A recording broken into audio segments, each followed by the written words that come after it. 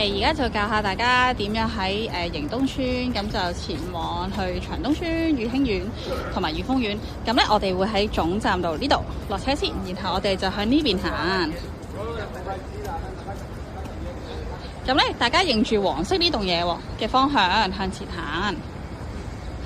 左手邊咧，你應該會見到麥當勞啦，同埋呢個大快活嘅。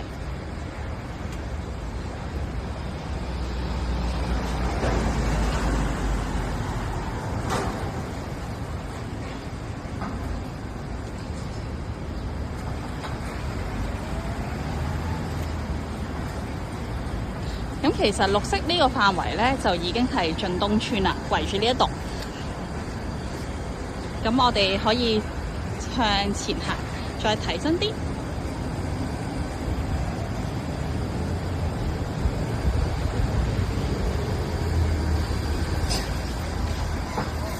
好，咁嚟到呢度嘅時候咧，我哋要過一過馬路先嘅。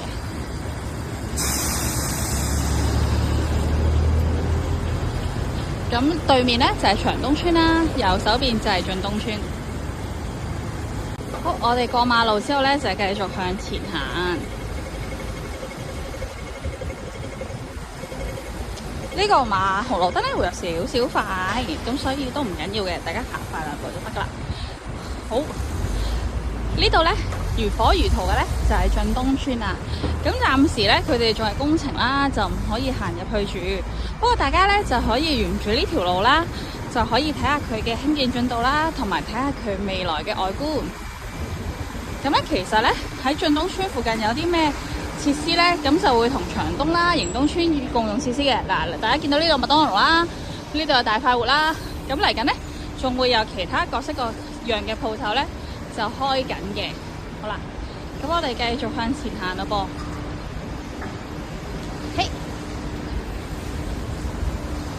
咁而家入伙嘅咧，會分階段啦。咁就睇下大家係屬於邊一個階段啦。咁而家仲係地盤嘅入口，所以咧我哋喺對面睇其實都 OK 嘅，係啦。同埋我哋都入唔到對面住。好，我哋繼續向前行啦。其實左手邊咧同長東村嘅距離咧係非常之近嘅啫。即係大概一條路，係啦，都係過一條馬路咁樣咯。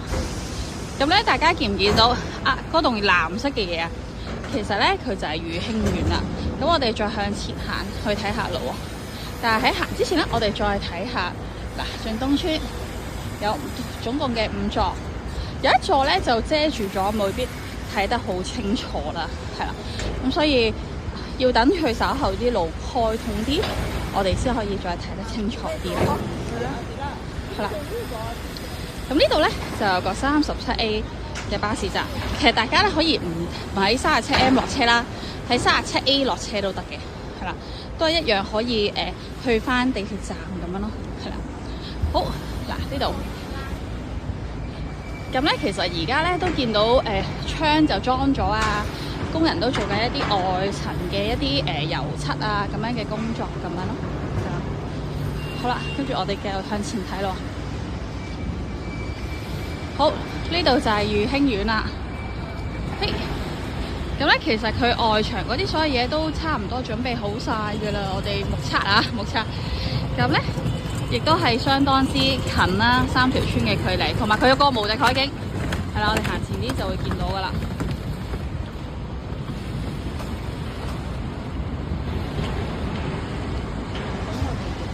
好，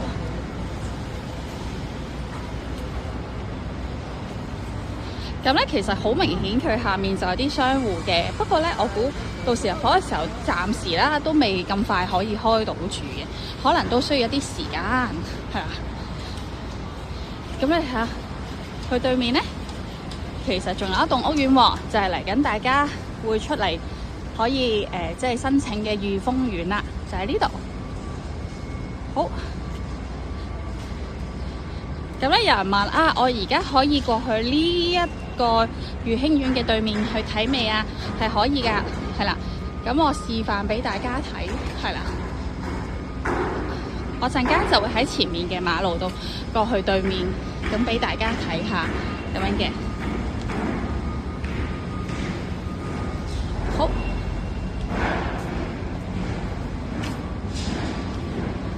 我哋試下望真啲先啦，魚空嘅樓宇啊、屋啊。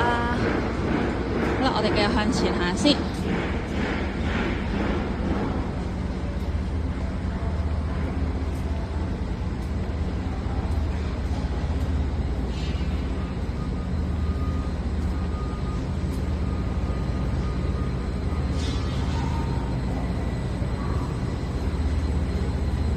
咁咧，其實大家如果到時有啲嘢想問，或者有啲關於社會服務想了解多啲咧，都歡迎大家去到我哋香港聖公會東涌綜合服務啦嘅營東分寺。其實我哋就喺營東村嘅惠康嘅對面嘅啫，係啦。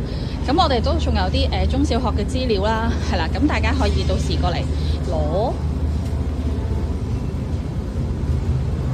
好啦，去到呢個路口位咧，我哋就要過馬路啦。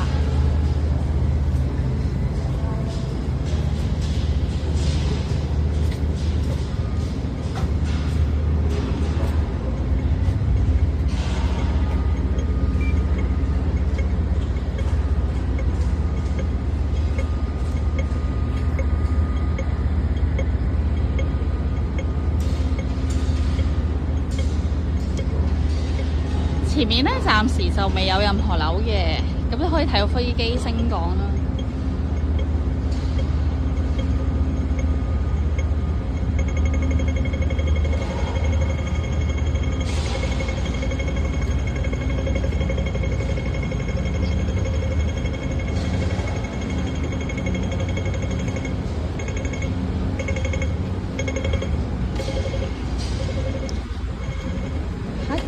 好啦，咁屋苑嘅另一個門口咧，其實就喺呢一度。而家我行前去俾大家睇下先。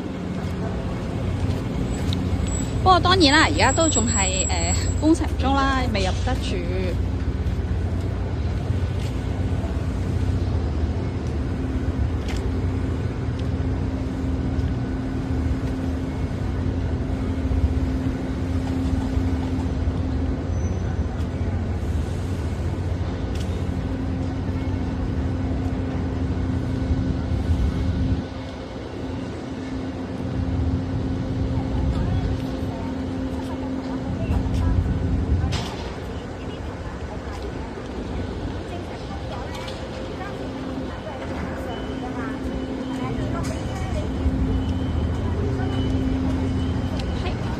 嗱，咁呢度就係另一個可以入去嘅門口啦，就係咁啦。之後再有更新，我哋再影俾大家睇啦。大家得閒過嚟我哋聖公會東涌綜合服務揾我哋啦，拜拜。